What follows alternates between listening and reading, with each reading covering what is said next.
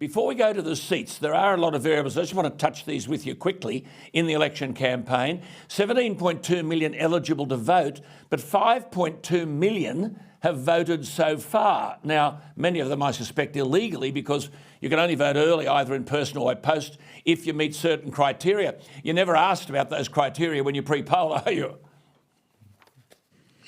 Well, Alan, this is one of the great mysteries of this massive pre-poll vote.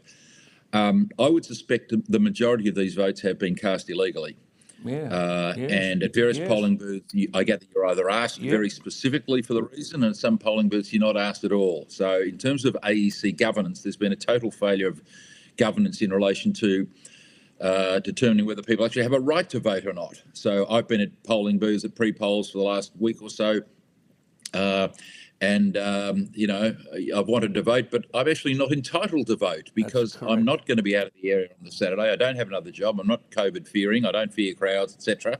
So I haven't voted, even though there were crowds and crowds of people at the Higgins pre-polling booth in Glenferrie Road, Malvern last night. But the vast majority of those people have voted illegally because they're just voting out of convenience and no one's stopping them. And people now tend to think that the election campaign the voting period goes for 2 weeks. No, in fact, it doesn't. It goes for 1 day. Yes. But as you say, if those criteria are satisfied, you're entitled to vote. Well, the criteria are not being enforced by the AEC.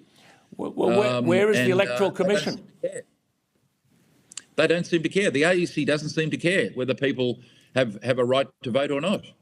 Well, Michael, let's have a look at the state of play very quickly in the 46th Parliament. That's the Parliament that has just been prorogued. And on this document that goes up on the screen, you'll see exactly where we are. So those figures are there. In the House of Representatives we're talking about. Now, Queensland, up there are the figures. 23 LNP, Labor only 6, Katter 1. They've got 30 seats. New South Wales Liberal 14, National 7, ALP 24, UAP, that's Hughes, Craig Kelly, and the Independent Stegall. So New South Wales 47. Victoria, you can see there, now have got 38. They've got Haynes as an independent, Bant as the Greens, and the Liberals 12, Nationals 3. Then in Tasmania, it's 2 and 2, and Wilkie the independent. And in South Australia, the Liberals 4, ALP 5, Sharkey is Centre Alliance. Total number of seats there, 10. And WA, the Liberals 11 and the ALP 5, 16. The ACT, ALP 3.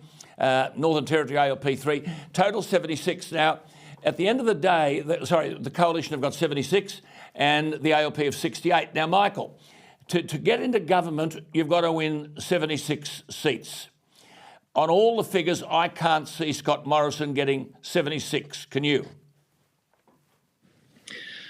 If you look at the polls, the answer is no, you can't. But if you looked at the polls in 19, you couldn't either. And the big thing we don't know, we don't know and no one's explained is this.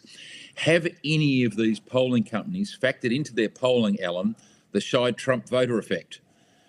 So as you know as well as anyone, where cultural issues are at play in an election, there is a shy Conservative voter effect of Conservatives who are not prepared to tell the pollster who they're voting for. And we saw it historically, of course, in 16 with Trump, with Brexit, with Johnson and with Morrison in 19. Where there are not cultural issues at play, such as the Western Australian state election, the Queensland state election, the South Australian state election, there is not really a shy Trump voter effect. Now, I suspect in this election, there is quite a significant shy Morrison voter effect, as there was in 19. For example, if people agree with Catherine Deves on that issue, are they saying to a pollster, oh, yes, I'm voting Conservative, et cetera, impliedly because I support what Catherine Deves says? No, they're not. They're not at all.